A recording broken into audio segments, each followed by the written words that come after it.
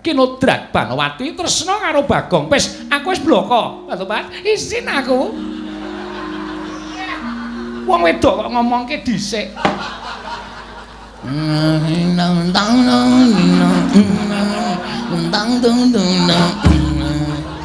Geleleng iki. Wis cucuk lek ku ngombe ndok bebek.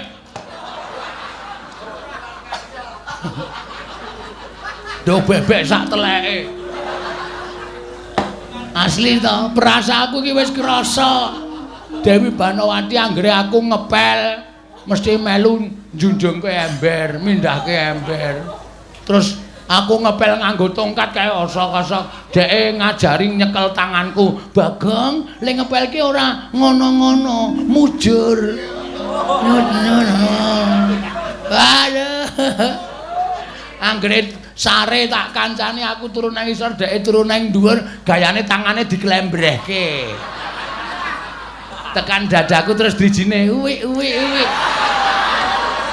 Ora ngomongke kuwi wegah aku, isin aku. Ora ngomongke kuwi wegah aku. Nyatae kok. Rasa isin padha-padha gedene kok isin. Kula wis sadar terus tangane tak balekke nang dhuwur, blek.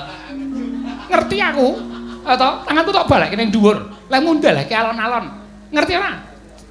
Iya ora aku krasa aku. Waduh. Tak ngonoke. Krasa to? Krasa. Wah. Iki ya wis ben ra apa-apa padha gedene. Jan temonjo tenan iki. Nek ngoten nggih, kula tak prasaja. Prasaja piye? Kula rek ora mulih niku ya nuwun sewu. Wis ketukulan suket. Wis ketukulan rasa tresna teng ati kula. Tenan apa piye? Ning kula ya ora mawas diri. Kula niku wong sing ilo karo gitok kula. Sampeyan niku wong ayu, sampeyan niku wong wah wis pokoke sapa to sing ora kepencut karo Dewi Banowati. Jagat ngantos kebrebegen ayune Dewi Banowati. Monggo kula niku ya wis tuwa, nggih to? Aku sampeyan tresna kalih kula ya ketukulan rasa tresna iki jane kula wis mikir, iki gek-gek ming rasaku dhewe. Iki gek-gek ming perasaanku sing ora nyata. Aku mencoba menepis. Aku mencoba menepis dengan perasaanku. Kenapa aku bisa kayak gini? Batu-batu iki omongan cara ngendi? Oh iya lali aku. Kaya nek main sinetron ya aku. Aku wis kula niki wis coba mengelak saka ati kula. Aku ora mungkin. Aku ngibarate kaya dene cecak nguntal cagak, cebol gayu wulan, utang ngitung lintang, tangan kelakone jepak purunge. Aku sadar diri. Siapakah aku? Aku adalah Arya Kamandanu. Sandiwara kuno radione wis rusak. Heeh. Ae jane ming kuwi. Ning bareng sampean bloko, nek sampean duweni rasa tresna lahir batin, jel. Kekuatan atiku terus luar biasa iki.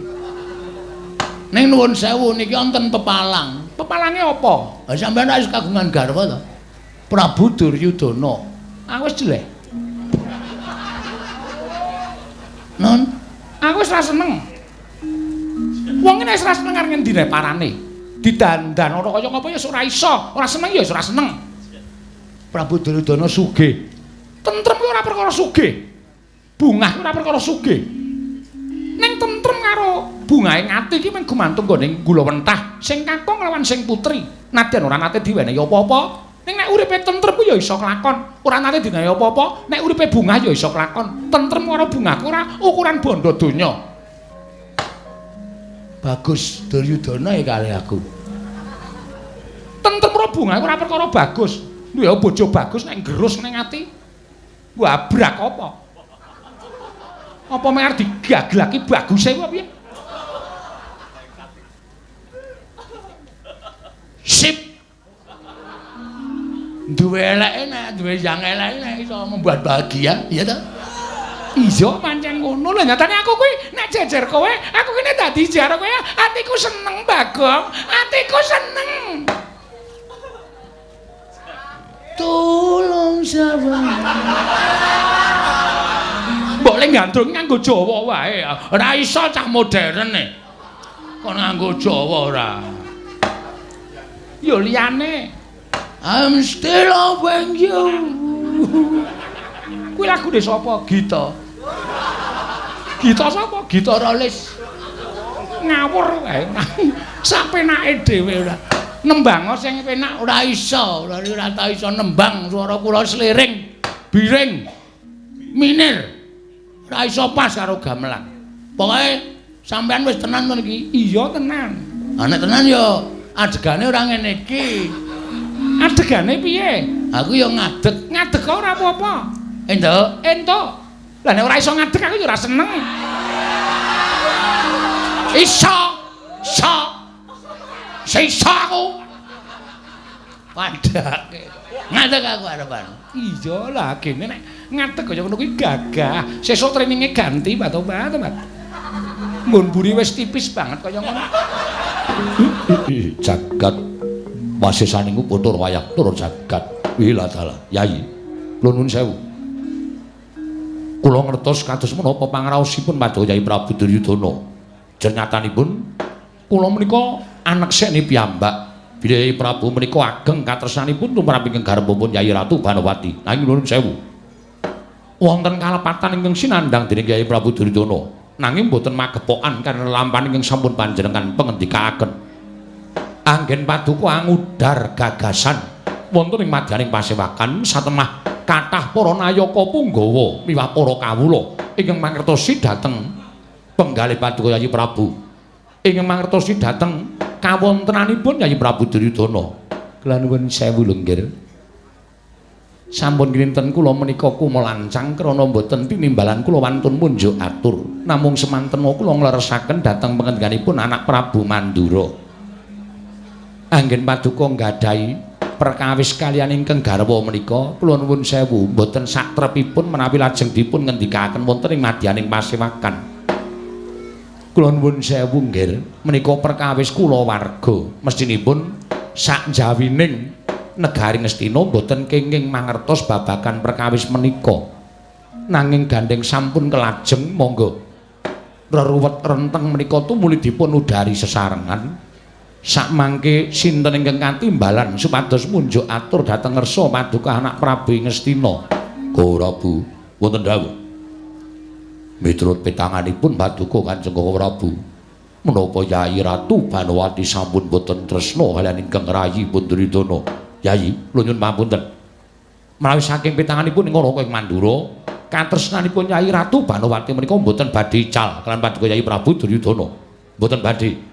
Krana kula nuwun sewu, pengajapipun para wanita menika namung kamulyan, ugi katentremaning lair lan batos. Mongko nyatanipun paduka Yai Prabu Duryudana menika benten kaliyan Nalindra sanesipun.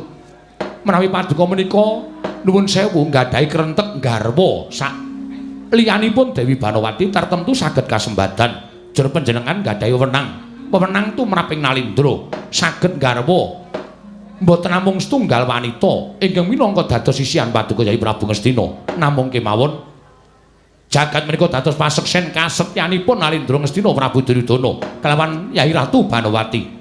Panjenengan mboten nate tumindak ingkang mboten sae kelawan wanita sanes. Panjenengan menika mujudaken satunggiling tiyang ingkang setya bekti dhateng wanita. Inggih.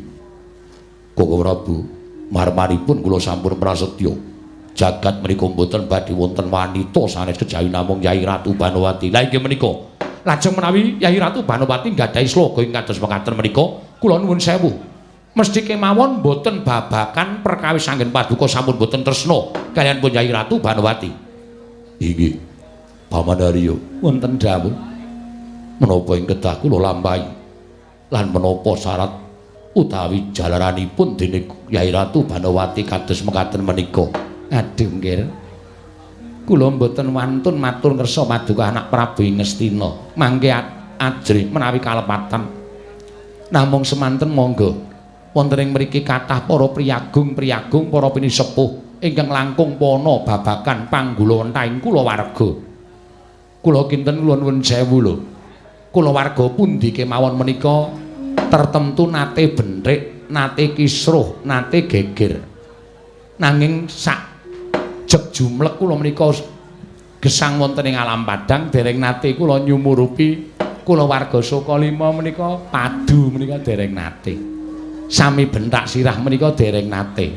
Mbok monggo kula nyuwun priksa dhateng ingkang bapa ing Sokalima. Kados pundi caranipun supados antawisipun kakung lan pawestri menika saged sayuk rukun tetunggalan. Mboten nate paben, mboten nate benthik menika caranipun kados pundi? Boduna. Wonten dawuh nggih. Kados pundi caranipun supados kulawarga menika sae. Yai Ratu Banowati saged wangsul kados wingi-uni. Kula nuwun sewu ingkang dawuh supados dangu ingkang Bapak ing Sokalima sinten nggih? Paman Patih Arya Sengkuni. Dik Patih, pripun? Mulya-mulyaning kulawarga menika namung Sokalima sing ora tau padu. Nggih. Merga bojo kula jaran, nggih ngoten ta? Mboten ngoten, kula niki mung nyontokke kok. Nah upama bojo kula niku wong mesti ya sepatu saben dina. Wong kula ya ora ngerti artine benging-ing bojo kula.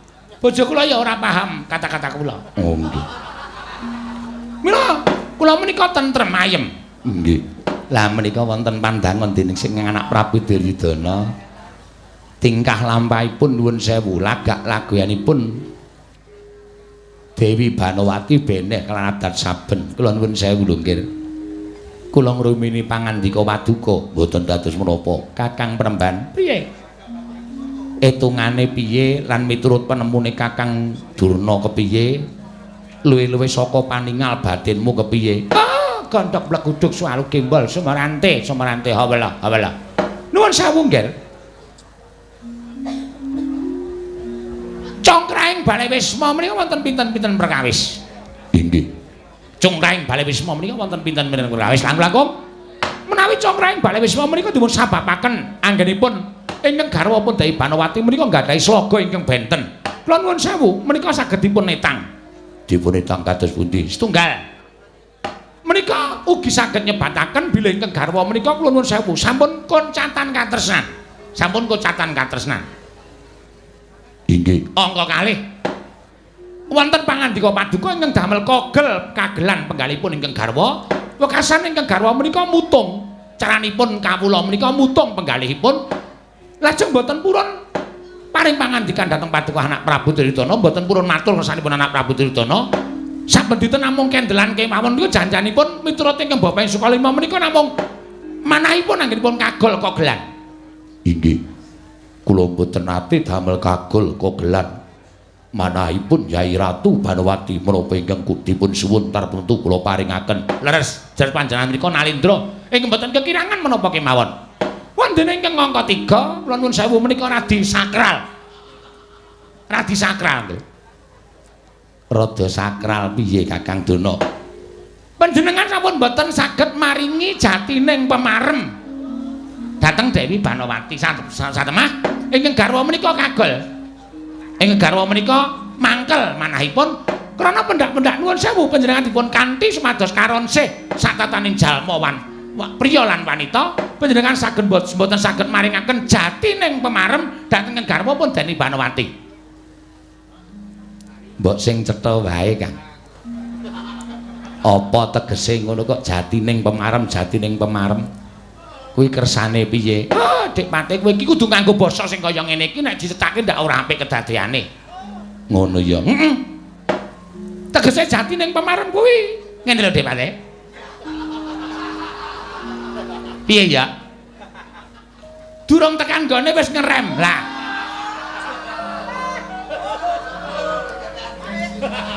Iki perkara kulawarga ora perkara wong nunggang kendaraan. Lah ora dong tenan ta kowe iki wis pancen angel banget. Patih SDM rendah ki pancen kaya ngene tak omongi ya. Kepiye ya?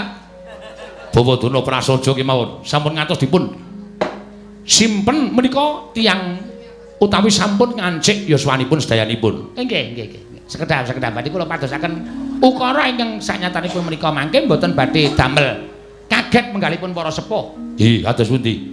Ah menika ngaten. Ngibaratipun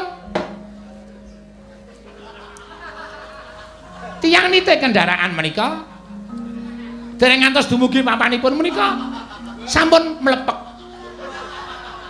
Businipun sampun mboten mletik.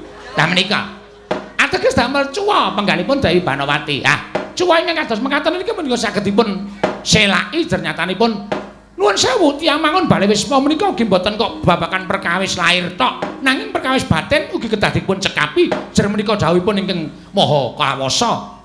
Yen perkara lahir dicukupi ning batin ora dicukupi menika ugi mboten sae kedadosanipun. Semanten ugi iso nyukupi batin ning lahir ora tau nyukupi menika ya ora apik kedadeane. Batin iso nyukupi lahir ora menehi apa-apa. Njolak njaluk, njolak njaluk. Ning ora tau blanja apa-apa menika ugi mboten sae tumraping ingkang Maha Kawasa. Mergi nuwun sewu tumraping ngapercaya menapa kemawon tiyang nambut Bale Wisma menika kedah saged nyukupi lahir ya batin. Menawi salah setunggal menika mboten saged nyekapi menika mboten sae kedadosanipun. Kula kinten malah kula ingkang adreng tinimbang Yai Ratu Banowati. Mengaten nggih?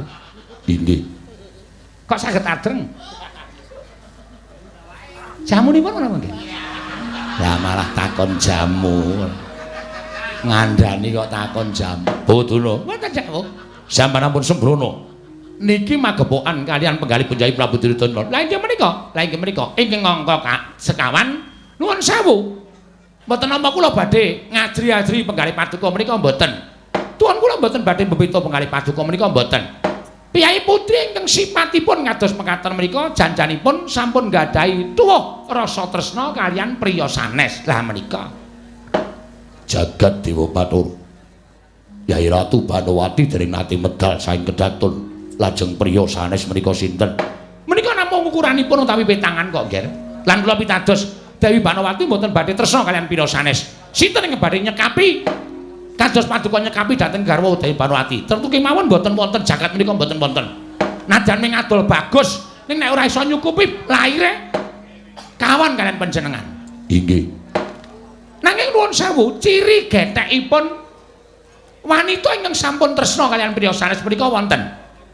Wontenipun kados pundi? Setunggal mboten nate purun cecaketan kalian garwanipun ingkang kakung menika ciri gethekipun wanita ingkang sampun tresna dhateng priya sanes tegelipun sampun ketukuran rasa tresna karo wong lanang liya. Menika tegesipun sing wedok ki ora tau gelem caket karo sing lanang. Pendak-pendak dicaketi mesti lunga, pendak-pendak dicaketi mesti lunga. Inggih. Angka kalih nek arep turu mesti ketap-ketip. Mboten tumuli tilem nanging namung ngumbara angen-angenipun menika ingkang saged dipun wastani wanita ingkang sampun tresna kaliyan priya liya. Ah, ingkang angka 3 menika saged langkung cetha. Piyambakipun munggulaken priya sanes wonten ngajenganipun garwanipun. Upamanipun ingkang priya menika senopati. Tumunten Dewi Banowati matur kang paduka anak Prabu Duryudana. Sinuwun bilih si A menika kasektenipun linangkung, si A menika kewajibanipun kasatriyan dipun tetepi, si A menika ngantos wangsul wangsul. Tegesipun ingkang garwa menika sampun gadahi raos tresna kaliyan ingkang dipun sebat menika kala wau. Mekaten. Inggih. Mila, Nger. Perkawis menika monggo dipun taliti ingkang langkung permati. Dipun taliti langkung permati. Menawi ingkang garwa gadahi slaga ing kados mekaten, paduka kedah samapta ing gati, sawega ing diri. Toto ngadepi dhateng kawontenan ingkang saknyatanipun, Nger. Anak Prabu Duryudana. Sigra-sigra yen permana kanca. Sigra ngraken nawang sesangga.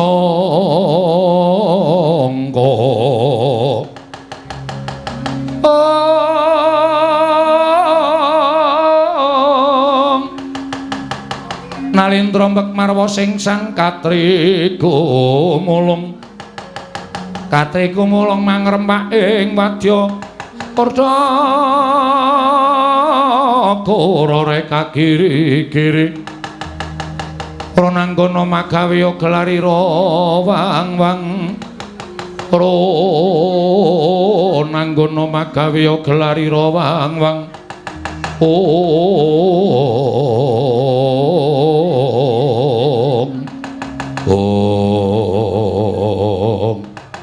Dereng ngantos paripurna sami Mbawacana. Kasaru pelajaripun mban taman negaring Astina. Ingkang wantun minggah madaning Datraya miyak kang samya semaya dadosaken geger kanca njaluk dalan.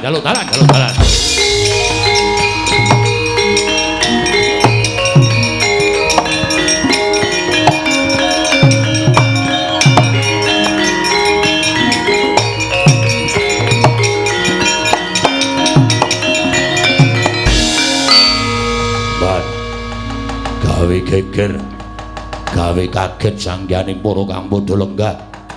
Eneng apa kowe Maturaja gawe kaget? Ndak sawang kowe mbaning tansah leladi kelawan garwaku Yai Ratu Banowati. Sewu-sewu kalepatan Ki Agung Pangaksama sinuwun. Tadah wadana ingkang kathah ngantos mengkis-mengkis anggen kula mlajar saking Taman Negaring Astina dumugi kedaton ing Astina. Namung badhe munjuk atur biar matur apa ana lelakon apa ing magepokan kelawan garwaku Yai Ratu Banowati.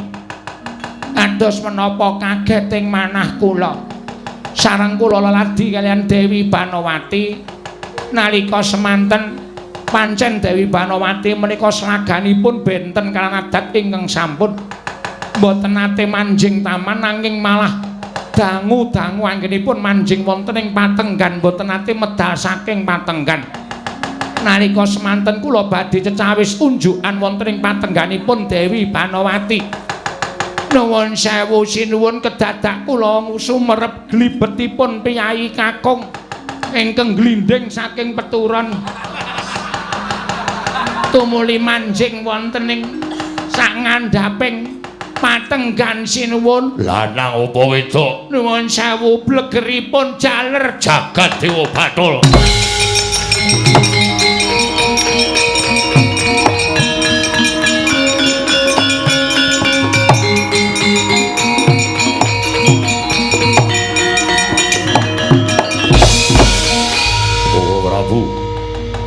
Prabu Baladewa.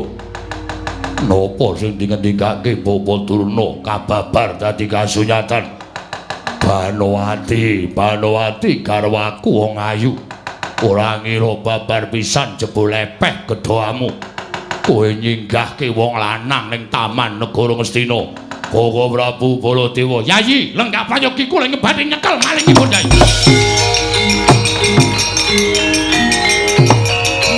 Iya, ayo, iya.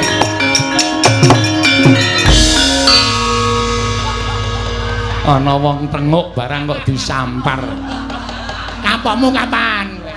Wong ki nek senengane nibake perkara karo wong liya ya wis kaya ngono kuwi. Iya, kaget aku nganti kelengkangan. Ketune goleki. Lho tiba nendi ya? Nganti coplok ketune barang ora. Nggih. Jagat Dewa Bathul. Boduna. Oh, kula wonten dawuh, Nger. Napa sing mangsa merepi lumantar paningal batin kababar kawursita. Oh, lole. Kula nuwun sewu sampun ngantos gerah penggalipun langkung rumiyin. Mbok menawi menika namung ngabdi saking Negaring Astina ingkang reresik patengganipun ingkang garwa. Ingkang emban menika dipun dangu. Menapa tepang kalian priya ingkang mapan wonten ing patenggan? Mban. Wonten dawuh. Apa kowe tepung? Mbok menawa mengko peranganing abdi Negara Ngastina. Mboten. Abdi Negaring Astina menika menawi sowan sedaya mawi peranaan. Tuwin mawi jarik. Menika priyanipun mawi training kok sinuwun. Nganggo training. Nggih. Boduna. Wonten dawuh nggih. Training menika menapa? Training menika celana panjang. Ingkang kagem olahraga utawi ngolahaken raga supados jiwa yang sehat terdapat jiwa yang kuat. Wis, ngawur-awuran tenan to. Jiwa yang sehat terdapat jiwa dengkul matos. Yen ngono wong lanang liya kasinggihan mekaten jagat Dewa Bathara piye uripku bawa duna gesang kula kados pundi. Lole sabar Ger sabar sampeyan malah do tenguk-tenguk teng mriki ora budidaya niliki taman kados pundi wujude maling sing wani gebang kalian bojo kula Banowati Kakang Deraja meneng wae.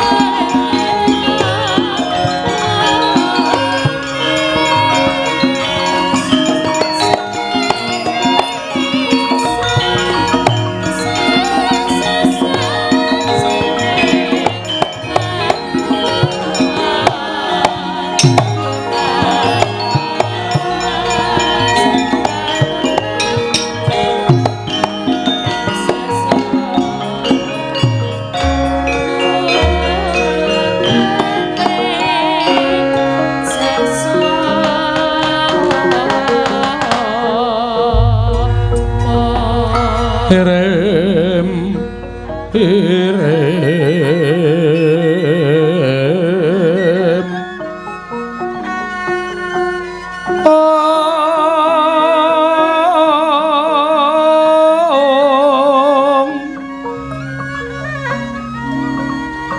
kembang potong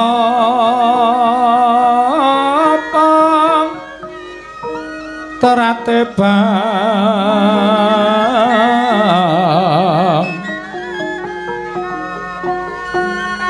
rayungan loma lengkung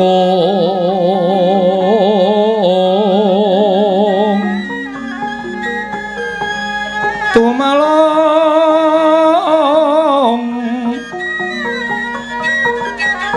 rumambating liyan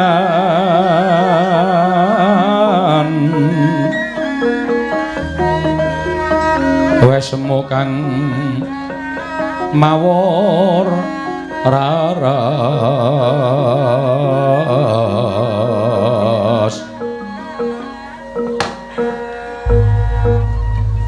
ya jagat dewa Bathara ya jagat pangestu ngara batobat ana kawan Bagong wonten dawuh kowe mapan ana ing kene kira-kira wis pirang dina setengah sasi Batobat nalika kowe teka sepisanan biyen kowe matur karo aku yen to kepengin melu resik Taman Negara Ngastina tak menehi wektu sedina rong dina telung dina lah kok ora rampung-rampung anggere nyapu tok sebar meneh karepmu piye ben suwe piye ben suwe mapan teng negara Ngastina. Sebabe apa? Kula seneng teng mriki. Mboten ngliwet. Mboten nyambut gawe napa-napa ming nuwun sewu, malah rumangsa kula niku kula diistimewake teng mriki. Dahar nggih sareng Gusti Banowati. Pun pripun? Nuwun sewu. Tilem kemawon sampeyan dadak njaluk diceritani. Sampeyan teng amben kula gelar kloso teng ngisor. Pun bayangke kula nek bengi kaya arep pindah dhuwur e. Obat. Ngono ya? Nggih. Lah nek mboten ngoten pripun? Ajeng kula tinggal sampeyan ora gelem. Bareng tekan ngumbahi pun. Sampeyan nek mboten kula sik nguceke ya jarene ora resik. Kula niku kaya ajeng bali niku rasane kaya digondheli ning tidak secara langsung. Sampeyan maringi gawean kula akeh banget niku janjane sakniki kula takoni jujur mawon. Jujur nggih? Iya. Semalam, aduh. Sak suwene niki sampean maringi gawean kalih kula niku janjane napa? Lha tak takon. Asline lho.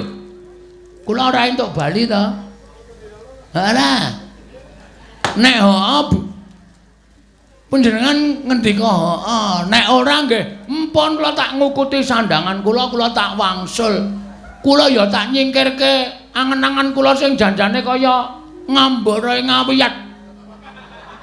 Ming angen-angene sak batur kaya kula iki kok ndek pengangen-angen gayuh lintang nang langit niku ora mustahil ora bakal kelakon. Wadene nek Gusti marengake niku rejeki kula.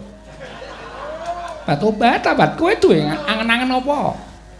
Coba yen kowe gelem matur angen-angenmu apa, mengko tak padhak karo angen-angenku. Asik. Ane ming sak kula niku ya ngibarate cebol gayuh wulan kutha ngitung lintang plange kelakone cepak wurunge. Kowe nalika semana tau crita karo aku.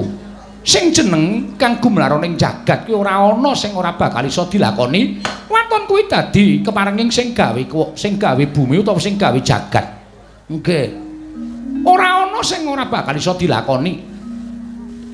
Selagine wong loro saudon telu saurupan bae kadangkala yen duwe niat dadi ratu, Gusti ngijabahi iso dadi ratu. Kowe duwe pepinginan ya pasrahno karo sing gawe urip. Yen sing gawe urip ngijabahi bakal kelakon.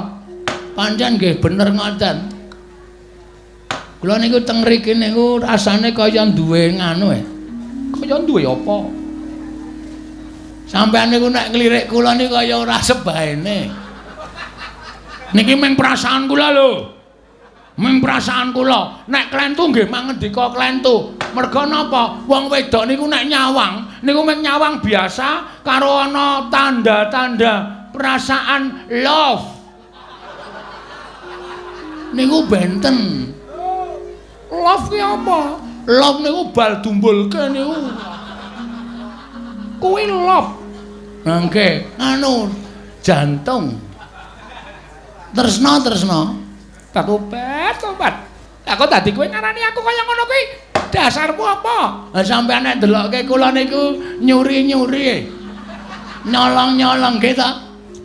Kula tahu pas nguceki sandangan sampeyan pas umbah-umbah, sampeyan lenggah teng kursi, sampeyan nglirik kula. Kula bingung ngerti nek dilirik. Tak kira nek kathok jero kula ketoke. Mergo kula jengkang-jengking. Terus kula benake. Ning bareng tak sawang niku mboten nglirik kathok kula, ning nglirik saka pasundulan ngantos jejempol sikil. Bagong. Dawuh. Tak kandhani ya, ning aja kowe gegeden rumangsa, mbok menawa ming rasaku wae. Nggih. Saksuwene kowe ning taman iki lho kok uripku luwih seneng, luwih tentrem, luwih ayem. Aku luwih bungah. Pendak-pendak tangi saka nendra. Aku wis iso ngguyu nyawang kowe. Kowe iki tangi turu mesti dadak jogetan kudung ciduk barang. Dek emben kudung sawet to. Kurang ajar bareng tak sawang nggon aku to. niku nek seneng gawe kabagyaning bendara niku kula seneng. Dadi nek iso niku juragan niku aja nganti susah. Niku kewajiban kula kudu iso membahagiakan juragan. Sampeyan seneng ta kula nganti nika? Seneng Batobat, Pak. Esuk-esuk wis nyetel jatilan karo jinglak-jinglak. Aku arep munjuk bae nganti ora sida mergo guyu kemekelen jebul tinemune tresna kuwi ora saka rupa ya Bagong. Saka watak. Kowe duwe watak seneng nglipur marang liyan kuwi dadi rasa tresnane Banowati. Wit. Mak sekedap. Sekedap niki perlu dijelaske niki.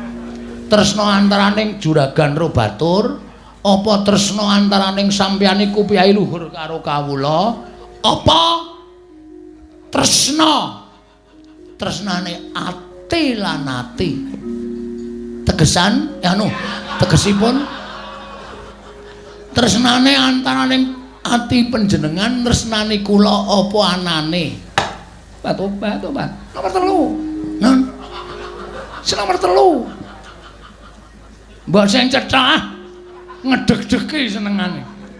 Tresna sing nomor 3. Tenane.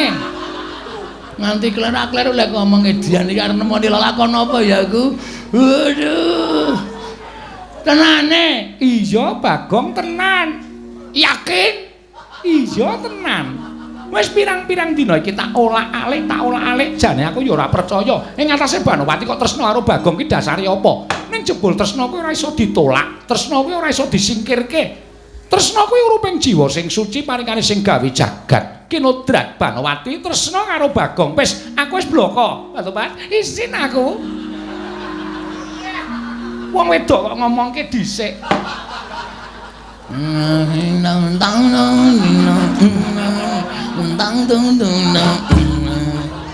Geleleng iki. Wis cucuk lek ku ngombe ndok bebek.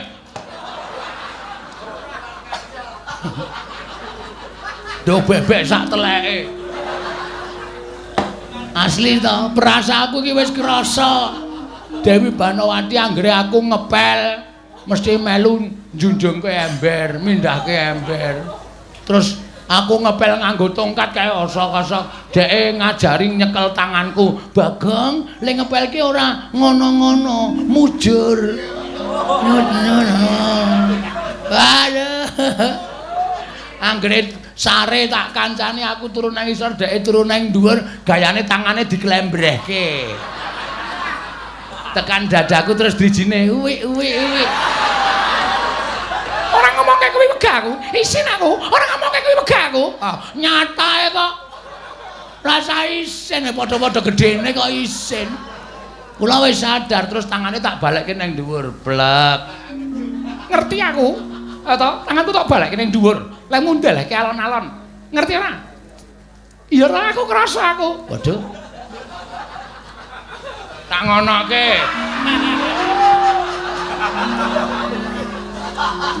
Krasa to? Krasa. Wah.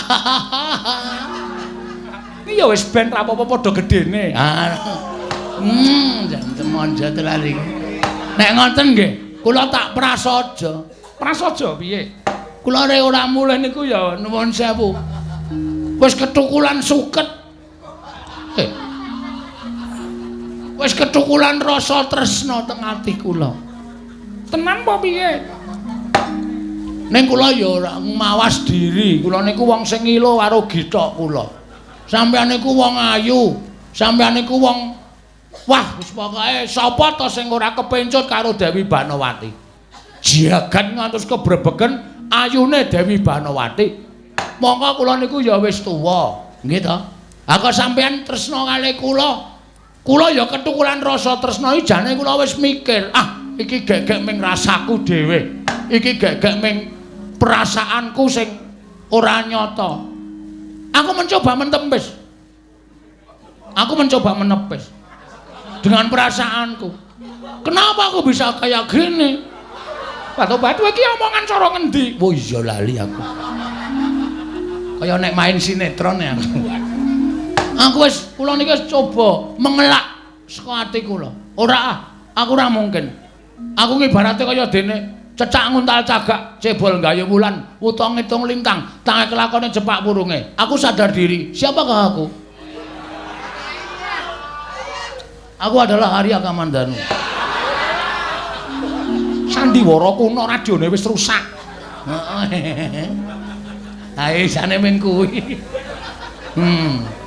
Ening bareng sampean bloko, nek sampean duweni rasa tresna lahir batin, diel.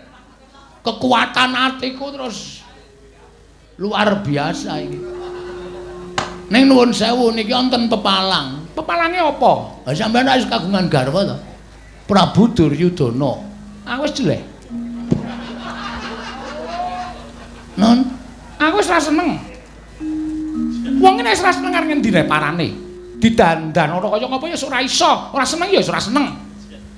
Prabu Duryudana sugih. Tentrem kuwi ora perkara sugih. Bungah ora perkara sugih. Ning tentrem karo bungahe ngati iki mung gumantung nggone Gulawentah sing kakung lawan sing putri. Nadyan ora nate diwenehi apa-apa. Ning nek uripe tentrem ku ya iso kelakon. Ora nate diwenehi apa-apa. Nek uripe bungah ya iso kelakon. Tentrem karo bungah ku ora ukuran bondo donya. Bagus Duryudana ya kali aku. Tentrem karo bungah ora perkara bagus. Duwe bojo bagus nek gerus ning ati. Wabrak apa? Apa mek digaglaki baguse ku piye? Sip. Duwe eleke nek duwe yang eleke nek iso membuat bahagia, ya ta? Iya pancen ngono lho nyatane aku kuwi nek jejer kowe, aku kene dadi jar kowe, atiku seneng Bagong, atiku seneng. Tulung sabar. Mbok le gandrung nganggo Jawa wae. Ora iso cah modern e. Kon nganggo Jawa ora. Yo liyane. I'm still loving you. Kuwi lagune sapa? Gita. Gita sapa? Gita Rolis. Ngawur wae. Sapenake dhewe ora. Nembang sing penak ora iso, ora tau iso nembang swara kula sliring, biring, minir. Ora iso pas karo gamelan. Pokoke sampean wis tenan to niki? Iya tenan. Ah nek tenan ya adegane ora ngene iki. Adegane piye? Aku ya ngadeg. Ngadeg kok ora apa-apa. Entuk, entuk. Lah nek ora iso ngadeg aku ya ora seneng. Iso. Sisa aku. Padake. Ngadeg aku arepan. Iya lah kene nek ngadeg kaya ngono kuwi gagah. Sesuk traininge ganti Pak. Nggon mburi wis tipis banget kaya ngono. Kain kok cetha bokonge. Karena ora tau tak nggo ganti, tak nggo ngosek-ngosek iki dadi kaine tipis. Kaya plastik to, jerone ketok. Jijik ora. Ngono dipamer-pamerke. Sampeyan ya ora ngono kuwi karo garwa ki sing tata krama, lenggah ngisor. Patobat, aku iki prameswari. Prameswari ya nek wis mengungkapkan tresna karo Bagong. Ayo. Selak kowe arepan. Oke, ora masalah. Ora gelem linggo ngisor ora masalah. Aku njaluk pamit Barawati. Aja. Kowe aja lunga, nek kowe lunga aku mati. Wah, tambah gleleng iki. Kopi injing wis tak dawuh. Ayo menang dawuh apa? Wis ben kopi. Kopi udu gaman, kopi.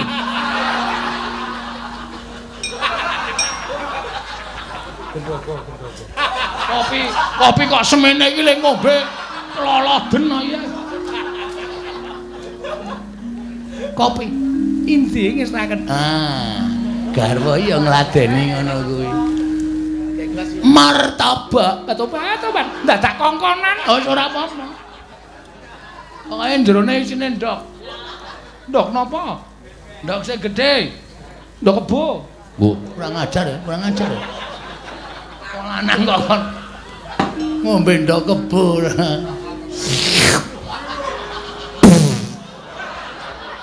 Banawati, wonten dawuh. Kopi apa iki? Wontenipun namung kopi-kopi sasetan menika. Ya tuku sing larang Prameswari kok ming sasetan kula kok ampase setengah gelas dhewe. Gek nang dhuwur. Kopi po lemah. Bat, nyuwun pamunten lah kok dadi rewele ra jamak-jamak. Sing kecut inggih. Menika. Kok ora kecut? Bat sing kecut mboten wonten dicelupi apa ta apa ngono lho. Kumono kaos kaki. Engko ora kecut. Batopan ya dadi bojone Panawati ora ndur ngawur kaya ngono kuwi ya dahare ya kudu sing teratur. Oh iya. Martabak nembe tumbas. Aduh selangele. Sanane kentrang-kentrang. Kenthang ki wigati, soalé aku wis bar nandur kenthang sak mangsa-mangsa kathokku suwek kenthange metu. Batobat aneh-aneh wae. Ana ya garwa. Inggih. Berarti ki aku wis entuk bobok dhuwur. Sampun pikantuk. Tenan? Iya. Gek peteng. Barang entuk bobok dhuwur kok njur gek peteng gek lagi jam 09.00 awan kok wis gek peteng. Aku ngantuk. Alah gawean. Lagi jam 09.00 kok njur ngantuk. Senengane kok njur padake ora ngerti karo sanepa. Wong ora ngantuk kok dingantuk-ngantukke. Mataku abang Panawati, mataku abang. Abang yo men ditetesi. Wah, angel iki. Ngejak bobok angel. Ya mlaku-mlaku yo men kesel. Engko ora njur ngantuk, bat-bat. Menapa badhe mriksani lelangen guyon maton? Apa no? Ana apa? Ngono. Oh iya. Ana apa? Wonten niki menika Negaring Sira menika pendak yaketen menika nanggap guyon maton. Bintang tamune sapa? Wonten emban naminipun Tatin. Wah, Bagor Brand. Kathah sanget abdi Negaring Astina ingkang badhe nglipur dhateng panjenengan mangke kula ingkang paring dawuh wonten ingkang saking Sulawesi Elisa nggih wonten. Heeh, cangkem elek kuwi to. Inggih. Wonten sinten ingkang swantenipun sae nggih menika Ayu Purwasari wonten sinten ingkang Radi nuwun sewu Radi sepuh ning Ediane Kepati-pati. Sawa? Prastiwi idolaku kowe. Aku darene karo nganggo kathok ireng to. Tulisane Prastiwi Lovers. Prastiwi Lovers SD Kadipolo 2. Katobat tilas kowe kok ditulis sampeyan. Ya ndana ya monggo kula ndherekaken. Heeh. Pokoke wis lho iki nek aku lara kula nderek sakit, nek aku mati kula nderek pejah. Nek Prabu Duryodana tekan kene menawi badhe ngunjara panjenengan kula ya kudu dikunjara. Nek badhe mituna panjenengan kula ya kudu dipituna. Pokoke supaya mukti supaya mati asik. Matur nuwun. Yuk bareng yuk. Monggo. Mamas digandeng. Patu-patu picak apa piye? Picak dengkulmu mlocot. Mengkon gandenge kok padake ndur dianggep picak. Men mesra. Wis men mesra gandeng mlaku terus tangane remet-remetan. Baru mau tangane gedhe banget kok tangan gendruwo. Wegah kon remet-remetan. Remuk tanganku ya abuh kabeh. Yo, mlaku yo. Monggo kula ndherekaken Kang Mas Bagong. Iya, Diamond Diajeng.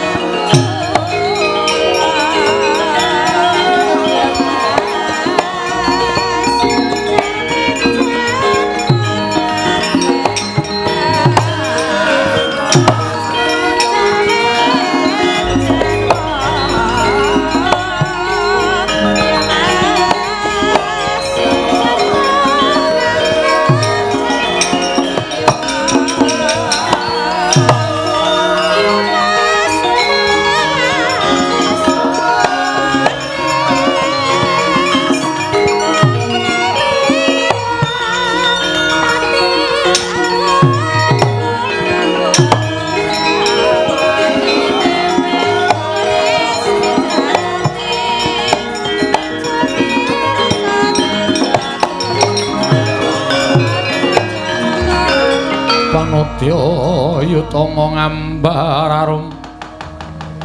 ngambar arum sang kusuma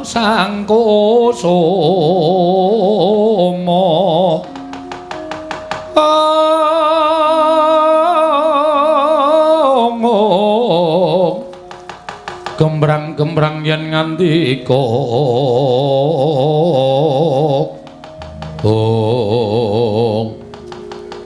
nuwun pangapunten sewu-sewu kalamatanipun nada wadana Kang Mas. Waduh jan kaya lega atiku diceluk Kamas. Injih salebetipun kula panjenengan mresani dhateng guyon maton sembrono parikena para abdi negari Ngastina. Muli tuwuh raos kuwatir salebeting manah kula. Kuwatir piye maksudmu Diamond? Diajeng. Kleru terus aku saking diajeng. Menawi mangke ngantos Sinuwun Prabu Duryudana menika wuninga. Menawi ngantos mangke para nayaka negari Astina menika wuninga mongko Sinuwun Prabu Duryudana menika gadah kadang inggih menika para Sata Kurawa. Menika ngantos mlebet wonten telenging taman kados pundi menika mangke kedadosanipun. Kowe iki tak pikir ora lahir batin. Mboten lahir batos kados pundi? Mau kowe ngomong karo aku, matur karo aku Diajeng. Pokoke sebaya mukti, sebaya mati. Abot padha dipikul, enteng padha dicangkik. Tegese ana masalah apa-apa iki diadepi wong loro. Aku saiki kowe pikirane kaya ngono. Berarti omonganmu mau sore mau ora lahir batin. Tobat, kula menika lahir batos. Ha nek lahir batin nek wis pancen diniati ngene iki bebasan rawe-rawe tak rantas malang-malang diputung wong loro. Aku mau wis kandha to, aku lara kowe ngrasake lara. Aku mati kowe golek dalaning pati. Semono uga kowe lara aku ya ngrasake lara. Kira-kira nek kowe tekane pati, pengastumu tak jaluk, aku tak golek rondo. Tobat, aku sak penake dhewe le omong. Menawi kula pecah panjenengan ya kudu pecah. Kudu, pokoke mati-mati kabeh. Wis ngono wae ora dadak piye-piye. Sapa sing arep mepalangi? Menawi ingkang rawuh wonten ing taman menika Sinuwun Prabu Duryudana, malah kepasang Yogya katujuhe ngoni. Inu putrane Pak Subakestawa. Ki ana ide nu, ki ana ide. Tobat, iki mung kari bodong tok sing ngerti. Heeh. Kepasang Yogya katujuhe ngene, nek Prabu Duryudana tekan kene, rawuh mrene, tak tembung sing apik-apik. Sinuwun Ngastina gandeng Dewi Banawati sampun boten tresna kaliyan panjenengan, mila samangke sampun tresna kaliyan Bagong. Panjenengan kula aturi misahaken katresnanipun Dewi Banawati, Dewi Banawati, Banawati kok Banobati. Ana kokean batine iki ngene iki. Dewi Banawati badhe kula wengku minangka garwa. Menawi Sinuwun Prabu Duryudana duka, apa dianggep aku wedi karo Nalendra Ngastina? Tresna kuwi abot. Abote kaya wong nyangga bumi. Mula tresna iki adang kala iso ditohi pati. Iki tak ketokke jiwa lanangku karo Dewi Banawati. Prabu Duryudana tekan kene, tak tembung apik-apik ora entuk, tak jak glut. Tobat. Kuwi tenan apa piye? Ya mbuh mengko. Tobat, lah kok ora maton ngono lho. Wis pokoke dilakoni sik to. Ora apa-apa ora. Mau ngantuke. Bola-bali kok ngantuk wis teturon saiki ya ngantuk meneh. Tobat, ya sampe naik dhewe to. Kok meng arep ngontak ngantuk terus. Amomo ora konangan Duryudana. Tutuk-tutuk e wae. Tobat, sampe naik dhewe ora. Dewi Banawati. Kula nuwun sewu Gusti Ayu, kula ngabdi pun Gegawan Durna ingkang sowan mriki. Kok korinipun dipun tutut menika wonten menapa? Nuwun. Assalamualaikum. Dewi Banawati, Dek Pate. Pripun? Oh, napa bener ature mban? Taman Sari wonten Duratmaka. Lah kok menika karinipun dipun tutup kenceng banget gek niki enten sandal selawo. Sewalo. Kok enten di kater ditulisi BG.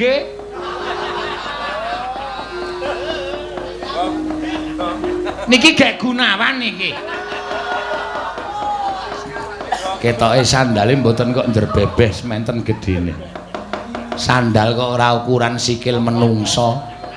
Niki lho kula jajal welobok ngonten kok. Niki menungsane sikile gedene ra jamak-jamak niki. Dewi Banawati. Kula aturi mbuka korinipun Dewi Banawati kula ingkang abdipun Begawan Durna ingkang sowan. Gusti Ayu, Gusti Ratu kula ingkang sowan. Tobat. Pripun menika Kang Mas? Bukake. Panjenengan tos pundi? Aku tak ndelik sawetara wektu. Nek kowe ditakoni apa ana wong lanang sing mlebu kene, terserah kowe. Nek kowe areng ngaku, tak akonane, nek kowe ora ngaku, wis pokoke engko dilakoni iki ngibarate kaya dene wong nyemplung kali wis tekan tengah. Ayo golek watu padha ndodok bebarengan. Maju ya terus, mundur ya terus. Panjenengan gawonten mingkeng rumiyin kula tak manggi Begawan Durna. Heeh. Omong nek ora ana sapa-sapa ya ewadene wis ana bukti-bukti aku kok tak metu. Sebab iki sandalku wis konangane.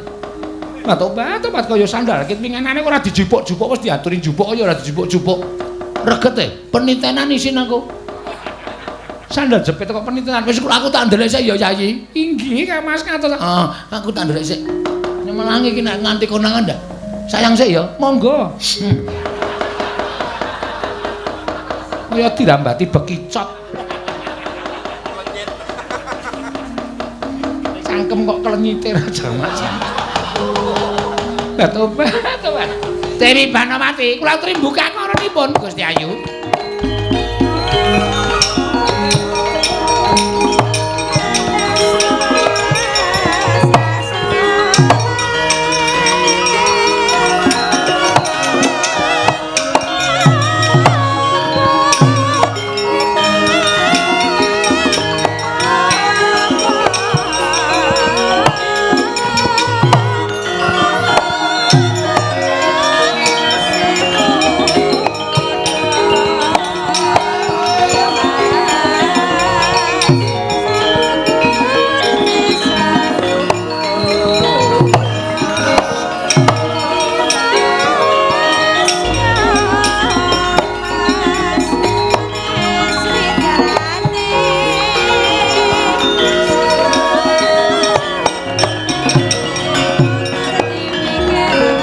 Durnaina panalanyar majaring ratri linenggak jangganira kapisananing prang brata yuda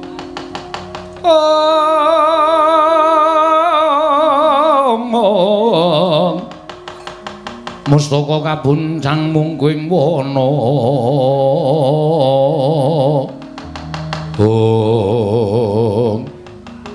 sewu Bapak Panembahan Durna. Oh inggih kula ingkang sowan.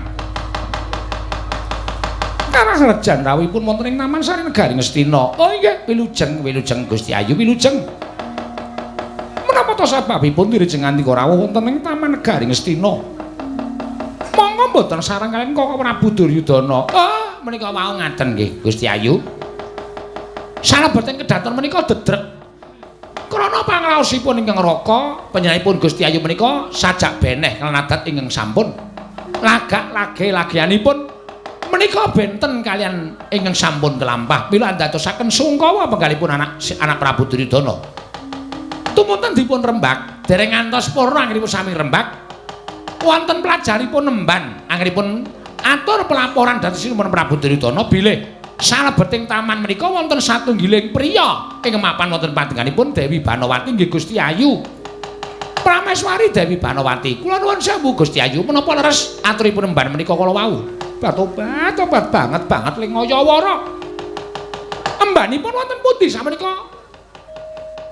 Ing atase kula menika Prameswari lho. Kula menika garwanipun Sinten Prabu Duryudana. Dianggep kula menika wong loro saudon terus saurumpan. Dianggep kula niku wong wadon sing lobok kembene kendho tapi ngono apa piye ora ana menungsa ning Taman Sari lho kok atur pelaporan ning Taman Sari ana menungsa wong lanang meneh tobat kaya ora kajen rasane. Nuwun sewu sampun duka. Menika namung pelaporanipun Mban. Namung aturipun Mban, upami mboten, iki mboten dados menapa wong jar nyatanipun kula menika namung dipun dawuh supados niti priksa kawontenanipun Taman Negari Ngastina. Kakang Durna, pripun Dewate? Niki kok wonten tegesan teng mriki pirang-pirang. Pundi? Niki teng mburi kula. Merke napa? Werna-werna. Berarti apa-apa kalu niku. Rokok apa-apa doyan ketara. Filter napa kertek? Napa? Kertek. Kretek. Wonten filter, wonten kretek, wonten lintingan. Wah, jan jokoh tenan. Cangkem apa jogangan? Apa-apa kok kalu. Iya, niki nek iso dadi bukti. Niki ta coba. Iki akeh banget teng mriki niki malah sajake niki wau mbok menawa bar dinggo jagongan Kakang Mremban.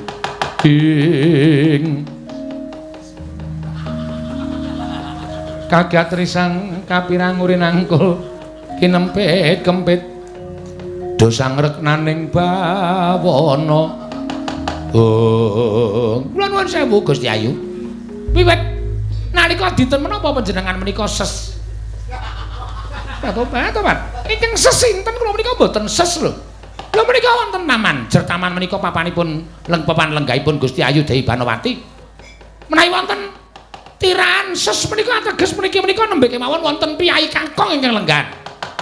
Mila menawi paduka Gusti Ayu mboten waloka dhateng Begawan Durna. Menapa paripaksa kula ngopyak lebeting Taman Sari Negari Ngastina menika.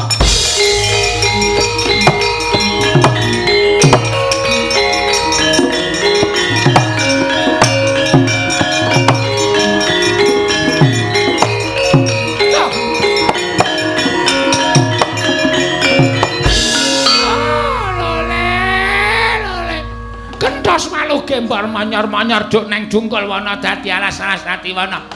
Dek mate pripun? Mangsawang to. Tak kira nek bulus.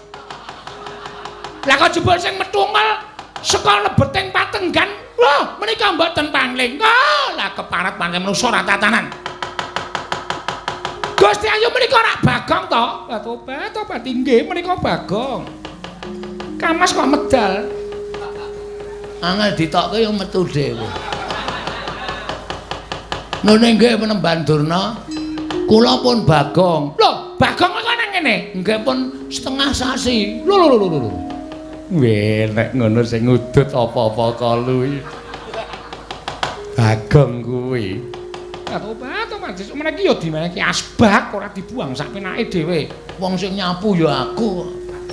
Ora urung sing ngresiki ya aku to. Inggih, nek ayo dicecek ning nggon asbak kok dibuang sak nggon barber.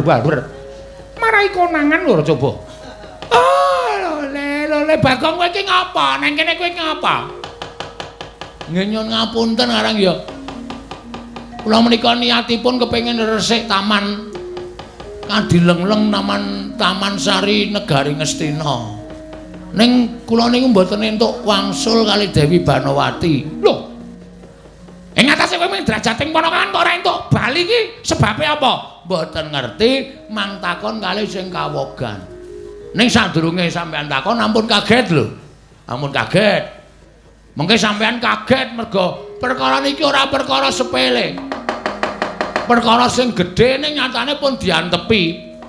Nuwun sewu Gusti Ayu kok bakal mboten pikantuk kondur menika wangsul dhateng wismanipun menika sebabipun napa? Tobat kula nuwun sewu Penemban.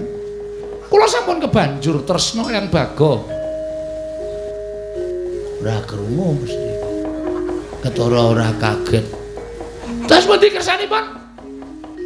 Kula kok mboten matos mireng radi sorang ngene paring pangandikan. Tobat. Kula menika sampun kebacut tresna kaliyan Bagong. Lho, lah ngandel ora. Piye Kakang Durna? Sampeyan mboten krungu? Mboten.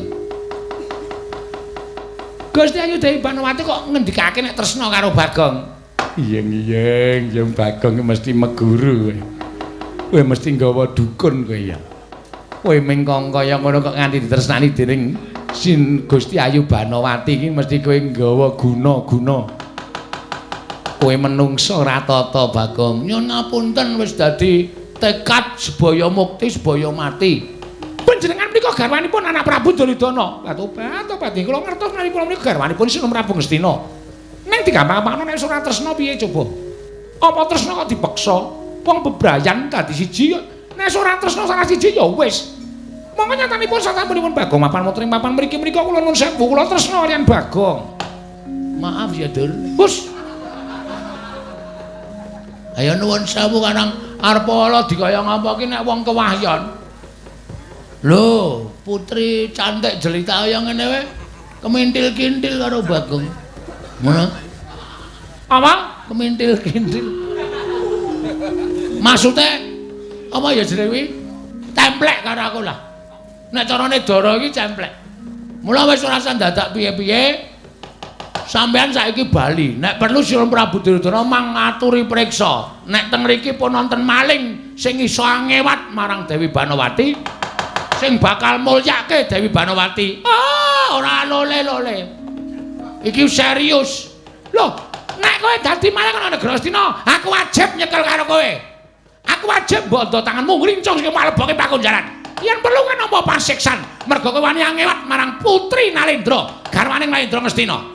Bagong kowe dibondo bakal dihukum picis ana ing alun-alun negara Ngastina. Kamas. Tobat boyo jumeneng wani ngono lho. Ngayomi karo Piyai Putri kok ming begogok kaya ngono kuwi lho. Kasatriyane nendi? Kewane nendi coba? Boyo jumeneng wani.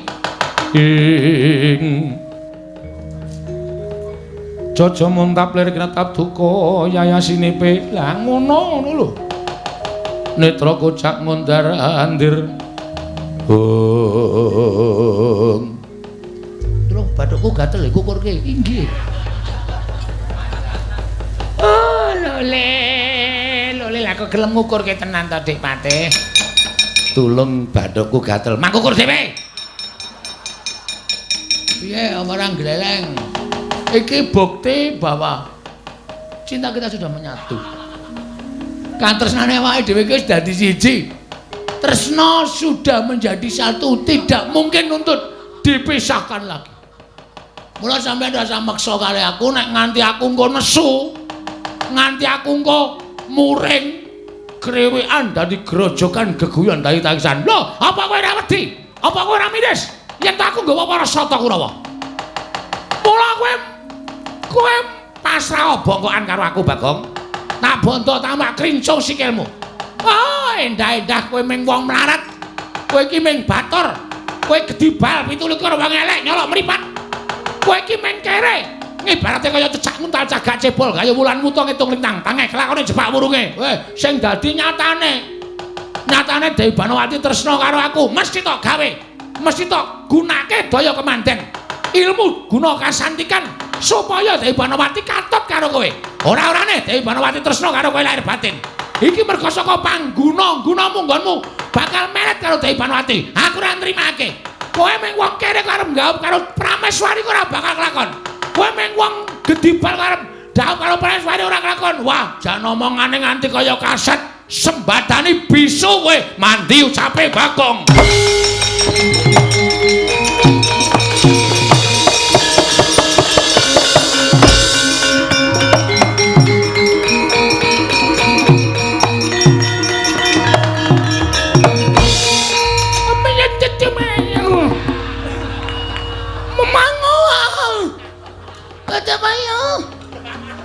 Gegede bale citu kapok kowe wong karo wani karo wong lagi ketrima ngene iki sak ciptane dadi sak sediane ana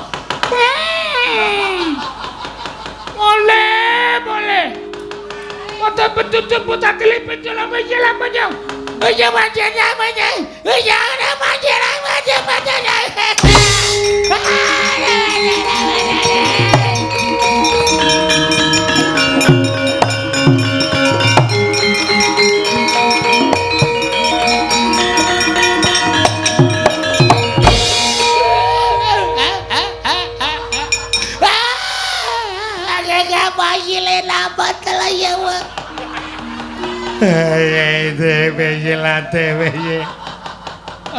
Tobat Kang Mas menika ginaken menapa lho kok iso kaya ngono. Piye apik to? Wis ben mengke wae wis ben omong dhewe-dhewe. Oke ciumu ya padahal gede sile menenye gede sile pasilita agete iya dalam hasilnya apa ora kowe ebu apa ebu ebu Bapak aku abu. Sing cetha nek omong wong tuwa kan omong ora cetha. Bapak, abu bapak. Bapak aku bapak.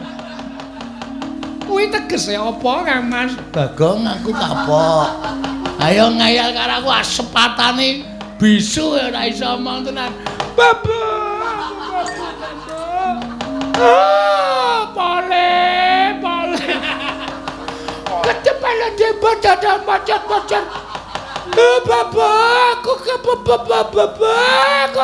atut bapak jadi lebih. Kapok tenan, apa tetet? Ora wani karo aku. Lewati atut baca bapak datun baca. Balya kaya wingi ngene kowe wong loro.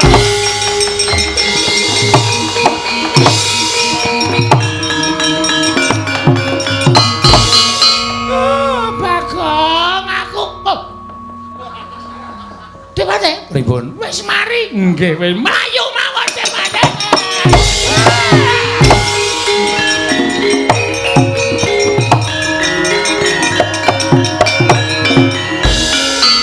Asem betrengane.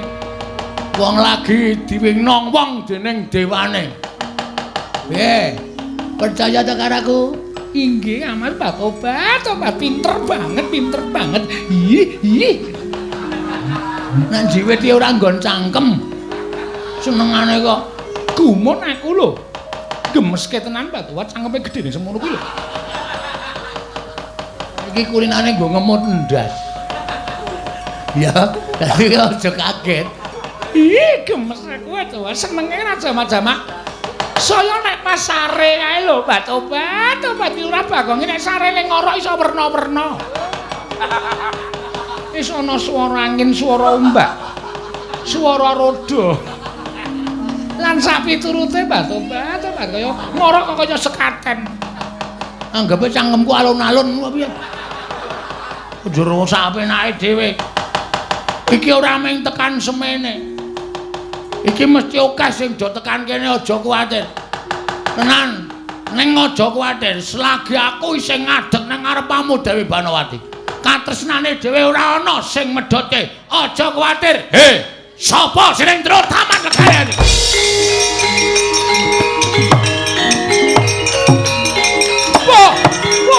Wah, ta.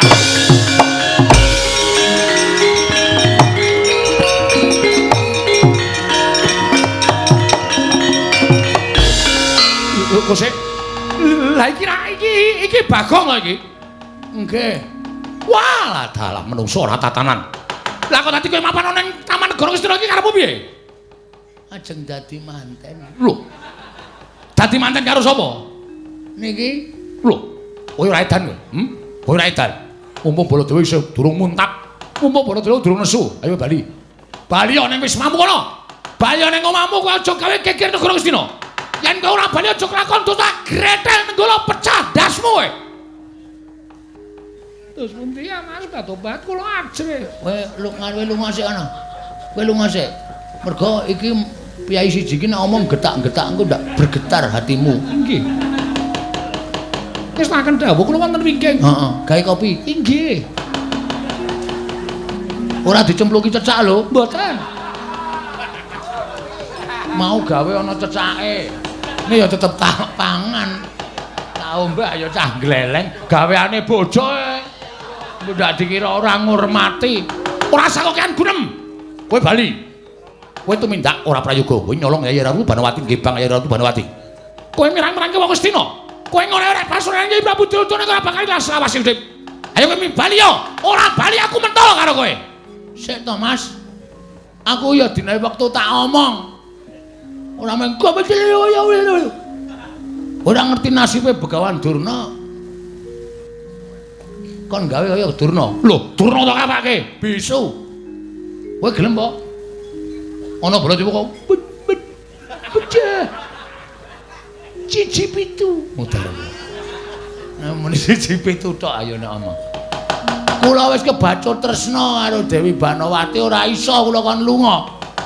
Kula gelem lunga ning watanana sing iso ngoncatke nyawane Bagong. Piye? Kepiye?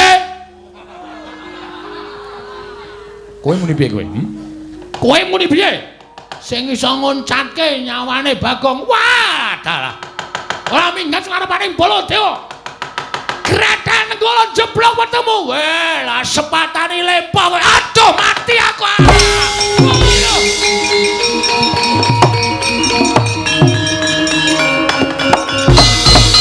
Aduh. Waduh, mati aku iki. Iki dayane opo iki? Lah kok sikilku kaya ora ndek kekuatan mlumpruk, kaya ora ndek otot bebayu, ora ndek otot balung, ora iso tak obahke iki piye, Bagong? Ah, wis. Goleki kursi roda ye. Kok jaitan kowe? Aku dibalekke. Balekke nang ndi lho nyilih rung rampung kok kon balekke. Mbok yo sing apik nek ngomong iki, Bagong, aja edan. Bagong, aja edan. Kowe iki salah, kowe iki kleru. Kowe aja tumindak kaya ngono kuwi. Wis pokoke sapa wae sing mepalangi karepe Bagong, rawe-rawe rantas malang-malang bakal tak putung. Aku ora mawas sapa wae. Aja kok Semar, Petro, Gareng tekan kene tetep aku arep garwa Dewi Banowati. Wis dadi niatku. Tur dasare Dewi Banowati wis tresna karo aku, wis ora bakal iso diugreh-ugreh. Sapa wae ora iso dadi palange Bagong. Aku balekno, balekke nang ndi? Wong kowe kene dhewe kok kon balekke. Lah kejaba nek aku nyilih nang Mandura, kowe aja sembrono kowe. Omonganmu aja sembrono. Omonganmu aja marai mumet. Aku lempoh kaya ngene iki kowe sing gawe. Pancen sing gawe aku. Terus karepmu piye? Ngono sih ya, aku tak genduren sih. Hei, ora lunga. Ora lunga. Lunga ora sak karep wong sikil-sikilku dhewe. Bagong ora edan. Bagong ora edan. Bagong kowe teko kono wae. Kene kok gila banget to kowe. Sing balekke aku sapa? Ha sing kile mau sapa? Oh, wis aku sing kon tanggo ya Bagong, please Bagong. Bagong, piye? Aja lunga. Aku balekke sikik aja lunga. Aku pulihke kaya wingi. Engko nek tak pulihke kowe ngantemi aku. Ora. Tenan. Sumpah. Sumpahe sineksen sing gawe urip. Kowe engko mateni karo aku nganggo nenggala. Ora wis aku ngaku kalah. Nek aku balekke mari kaya wingi iso mlaku. Tak balekke iso mlaku nek nganti kowe ngantemi aku, gedene kowe nampani pusaka karo aku aja takon dosa. Lempohmu ora ming sak sikil. Gulu medun. Waduh, mati aku Bagong cangkeme sing apik. Iki wis sampe bar tak cet e. Aja sembrono, omonganmu aja sembrono. Ora sembrono iki tenanan. Nek nganti sampean ngapusi, lehmu lempoh, tangan medun, pundak medun lempoh, sing tingil-tingil ming sirahe. Ayo piye, gelem ora? Aku wis seneng kok. Kowe ora seneng ya wis aku nek nganti-ngantemi kowe nganti nibani nenggala karo kowe aku manut. Kena apa-apa aku manut.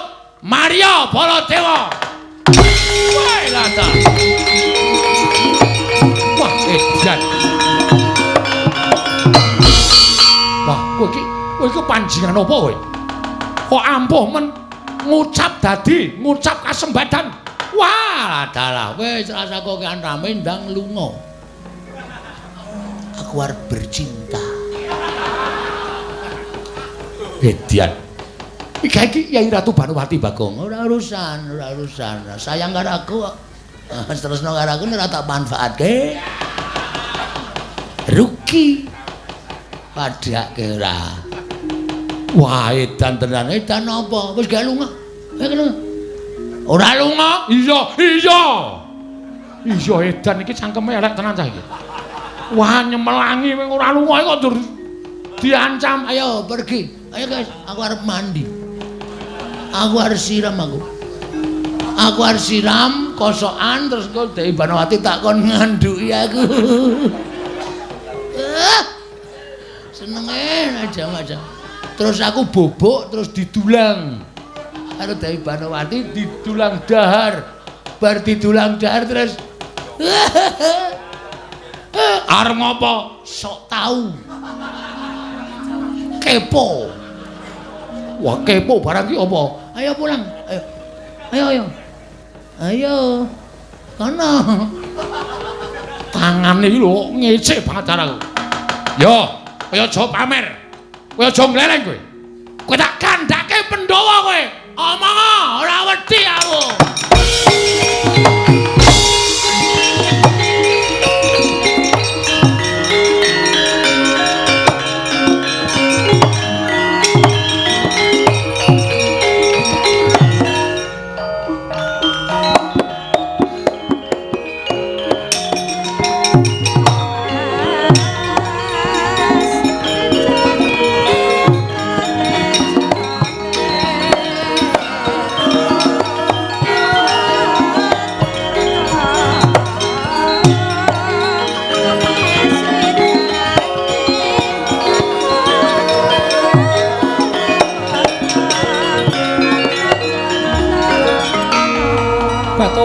Tobat.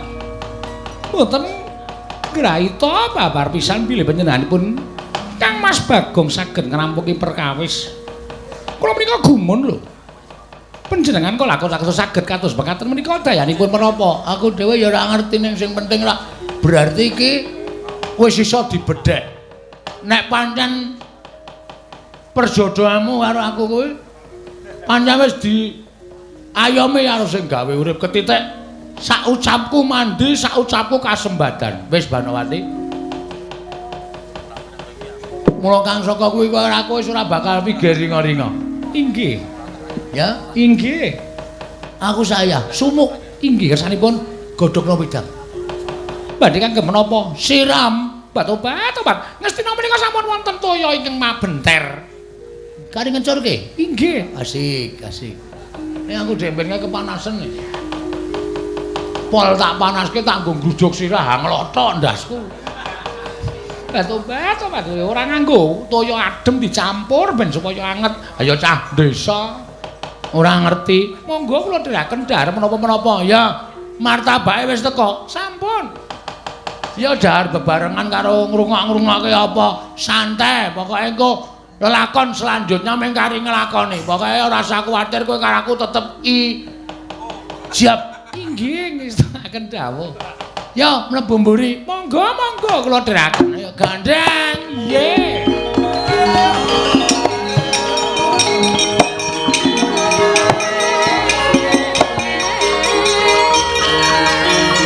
Wes, kuwale.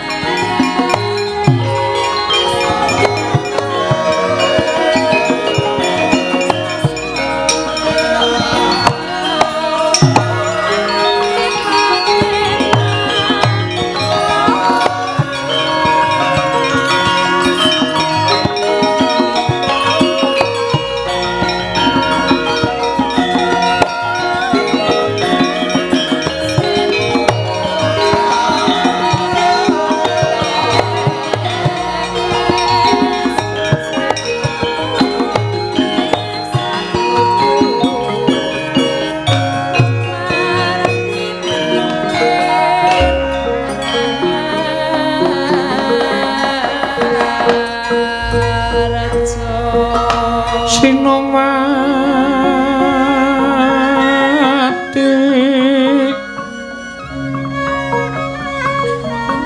Sinomati jagat kinari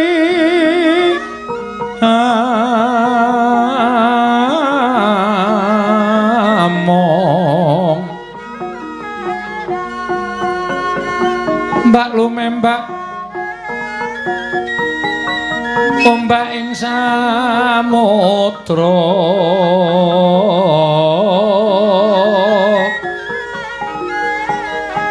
ae ana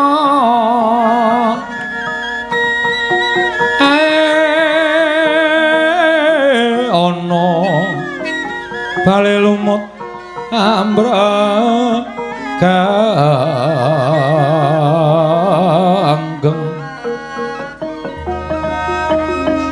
awita denceng dencengan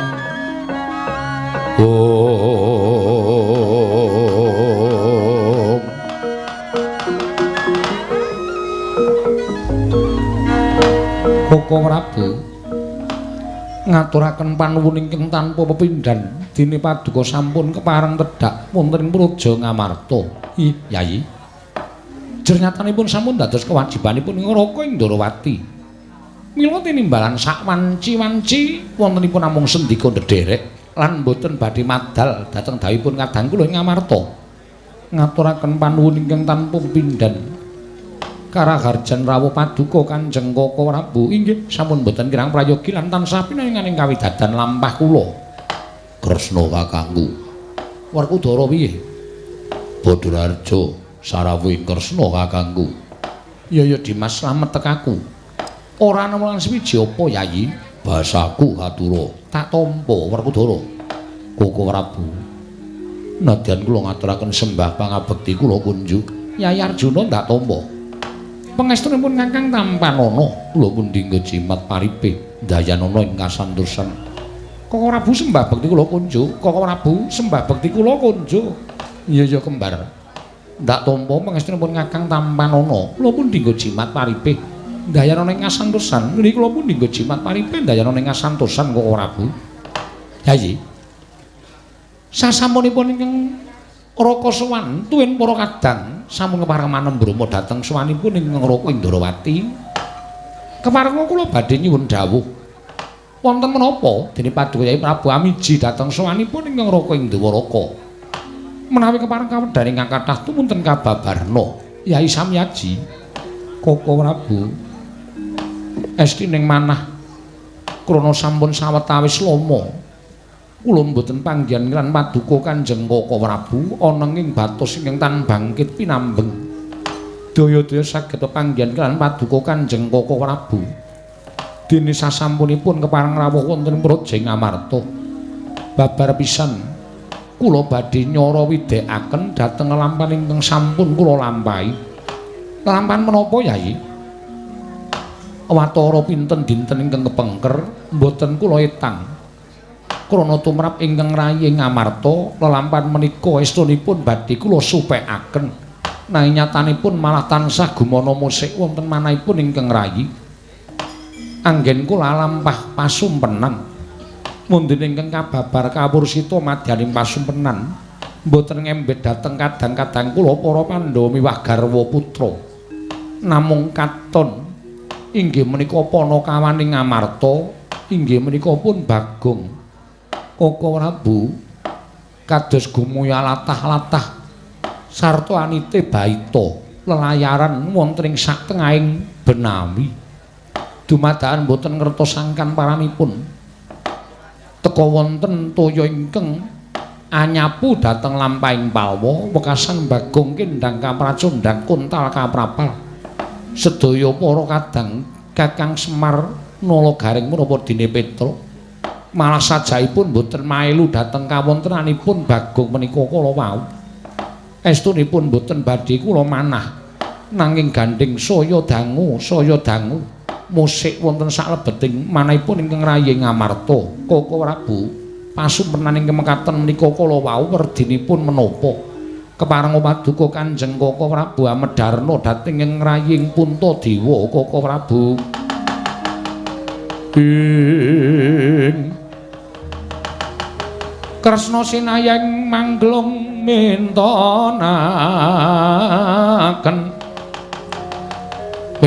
Dewi Kramanira kang kumitiraning asta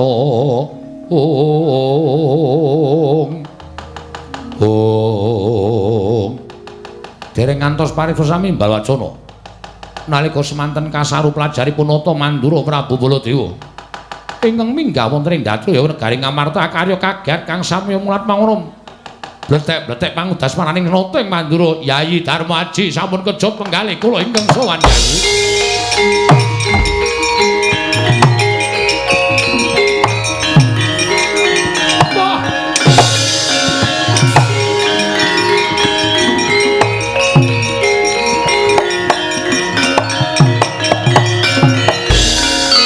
Tribala Dewa Narpati Duwinares swara Kresna kalangkung tresnanira marang Dyabanon Jinawi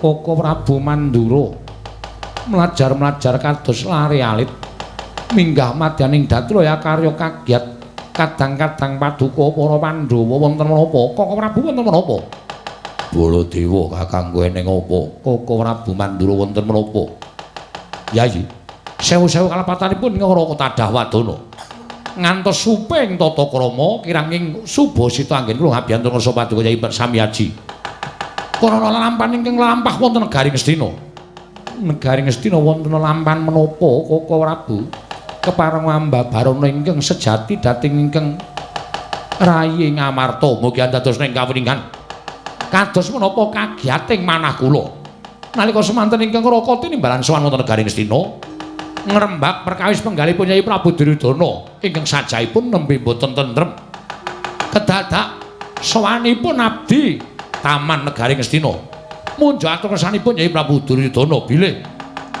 wonten satunggiling priya ingkang wantun anggebang dhateng prameswari Ngastina inggih menika pun Yayi Ratu Banowati.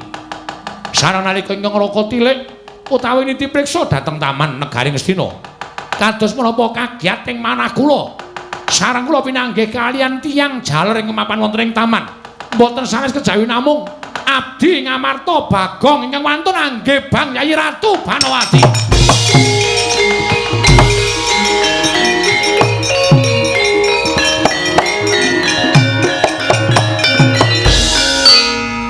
Werkudara, Janaka klepat tanpa pamit. Wah, ngerti sing dibeda. Ya kuwi Banowati tanpa taliwara. Koko Prabu, nggih. Menapa Koko Prabu sampun prisa piyambak, sampun ngantos paduka Kanjeng Koko Prabu menika wadul dhateng Yayi Prabu Darmaji namung pawarta nang nyatanipun boten kababar dados kasunyatan Kresna. Kowe aja micake wong tuwa. Aku adu arep dhewe karo Bagong. Malah sajake Bagong mentas meguru anyar. Dheweke digdaya sekti kalintang jayane merang. Lagi wae arep tak wenehi pengajaran. Arep tak bondo tane tak krincung sikile. Bagong nyedake aku lempo. Aku ya lempo tenan. Lho. Lah kok kados mekaten kekiyatanipun Bagong. Lho, nyatane ngono. Nggih, nang ngaten kok Prabu. Lelalana kula nyuwun pamit kula ing badhe nitik dhateng Bagong menika kados pundi kawontenanipun. Namung kemareng ngono kula badhe idi panilah mbujung dhateng Mun Arjuna. Mangke mindhak Janaka menika tumindak ingkang kirang prayogi. Inggih menawi Bagong saestu nanging menawi nuwun sewu menika wau saes Bagong lak kriwikan dadi grojokan geguyon dadi tangisan Prabu.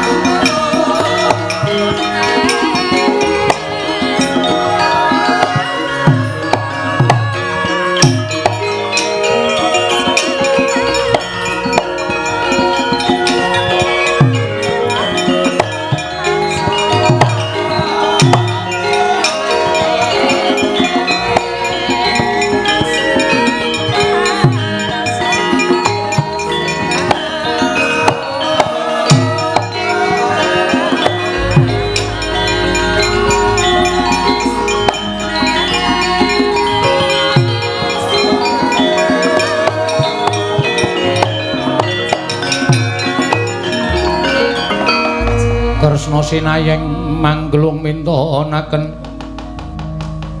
mintonaken dewe kramanira kang kumitir kanggo mitiraning asta oh Arjuna kula wonten paring adhawu aku ngerti kaya ngapa to kagol penggaling siadi bareng midhang sabdaning Koko Prabu Mandura yen to ana kawanmu Bagong nganggebang lawan Yayi Ratu Banowati nanging kosek to nalaren petungen gelar lan gulungen aja nganti tuna tembe mburine liripun kados pundi to paduka Kanjeng Koko Prabu mboten pitados kaliyan pangendikaanipun Koko Prabu Baladewa lho aku percaya nanging apa ora luwih prayoga lamun apa ing bakal katindakake mau nganggo petung sing ganep nganggo nalar sing ganep digelar lan digulung kuwi luwih prayoga contone ngene ya to yen pancen Bagong iki mau pancen nyolong nglawan Yayi Ratu Banowati utawa tumindak sing ora prayoga kelawan garwa Ngastina